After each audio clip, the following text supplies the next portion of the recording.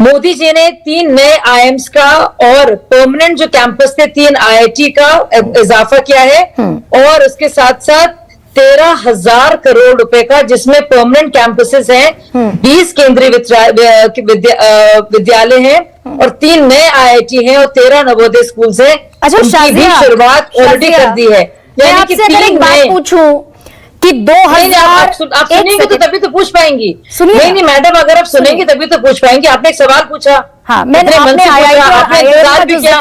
मैं जवाब दे रही हूँ तो आप सुनना नहीं चाहते। नहीं, मैं समझ में नहीं आ रही। कंपैरिजन रख देती हूँ आपके सामने, अगर आप मुझे इजाजत दे दो। नहीं, पूरी इजाजत है आपको। बहुत बहुत धन्यवाद, थैंक यू।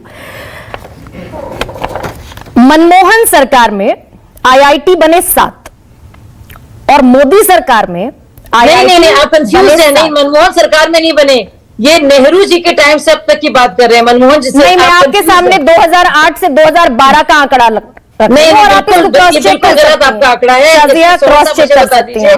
मनमोहन सरकार में कभी 7 आईआईटी नहीं बने हैं। शाजिया 2008 में बता देती हूँ और आप क्रॉस चेक कीजिएगा। 2008 में रोपड़ में आईआईटी बना, 2008 में भुवनेश्वर में बना, 2008 में गांधीनगर में बना, 2008 में हैदराबाद में बना, 2008 में जोधपुर में बना, 2012 में वाराणसी में बना। पुराने जो इंजीनियरिंग इंस्टीट्यूट से उनको आईआईटी को लेकर अपग्रेड किया गया है, वो नए नहीं बने हैं, उनको अपग्रेड किया गया है। बिल्कुल भी उनमें से कोई भी नया नहीं है, उनको अपग्रेड करके पुराने ये तो शाजिया आपने भी किया। आईएसएम धनबाद को आपने आईआईटी बना दिया, ये तो आपने भी किया। नहीं, मैंने नहीं किया, ये तो आपकी सरकार ने किया। आईएसएम धनबाद को आपने आईआईटी बनाया। मुझे ये कैसे हो, आप कैसे बात करेंगी? देखिए, हो पाएगा ऐसे संभव? इंडियन लड़ाई झगड़ा चल रहा है हमारे। सुन लीजिए शाजिया, आपने कहा उन्होंने आईएसएम धनबाद को आपने आईआईटी बनाया कि नहीं? जवाब नहीं देना है मैडम, आपको जवाब नहीं देना है, मुझे जवाब देना है। ठीक है, तो सुन लीजिए आप। जो नए आईआईटी बने हैं बाकायदा, IIT Tirupati, IIT Jammu, IIT Bhilai, Indian institute of information technology design and manufacturing Kanchipuram, Indian institute of skills in Kanpur और 2 कैंपसेस हैं, central Sanskrit university Devprayag and Uttarakhand and Agartala. ये है। मैं ये इस डेटा पर फॉर्मली स्टैंड बाय करती हूँ शाजिया। ये काम हुआ है 9 साल में। मैं इस डेटा पर जो मैं लेकर बैठी हूँ फॉर्मली स्टैंड बाय करती हूँ और मेरा डेटा ये कहता है कि मोदी सरकार में 7 आईआईटी बने और मनमोहन सरकार में भी 7 आईआईटी बने। मनमोहन सरकार में आईआईएम बने 7 और मोदी सरकार में आईआईएम बने 8। ये मेरा डेटा। तो तकरीबन जितना काम उन्होंने किया उतना काम आपने किया। अच्छा, तो नहीं तो आप मतलब मुझे समझ में नहीं आ रहा कि आप कहना चाह रही हैं।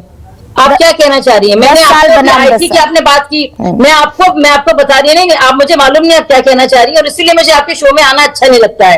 आप एक बड़े तंजिया ढंग से बात करती हैं और जब आपकी बात का जवाब दे दिया जाता है तो आप मुझे लगता है बहुत ही डिफेंसिव हो जाती हैं। मैंने आपसे बताया मोदी जी के टाइम में जितने मैंने बताया आपको, इसके अलावा मैंने आपको मेडिकल कॉलेजेस के बारे में बताया। आप तो फिर भी बड़ी मोहब्बत से कह रही हैं। मेरे शो में बहुत सारे लोग आना पसंद नहीं करते। देखिए, अच्छा नहीं लगता क्योंकि मैं सवाल पूछती हूँ शाजिया, आदत नहीं है, मैं सवाल पूछती हूँ शाजिया, इसलिए तकलीफ में आ जाते हैं लोग। और सिर्फ आपके साथ होती है। मैं सवाल पूछती हूँ शाजिया, इसलिए।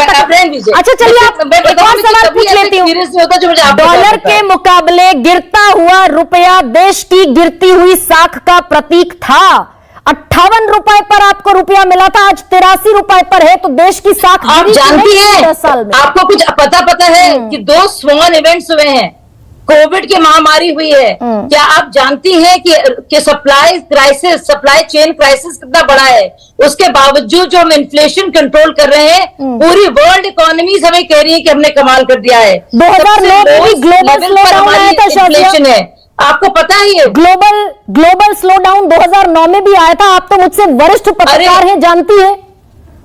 अरे भाई, 2009 में ग्लोबल स्लोडाउन आया, उसका क्रेडिट क्यों नहीं देते?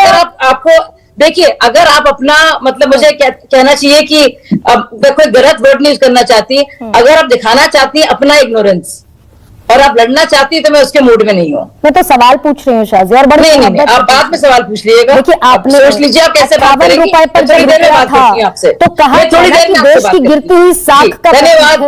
83 रुपए पर है रुपया। आप थोड़ी देर में बात कर लीजिए मुझसे। प्रोफेसर विनीत,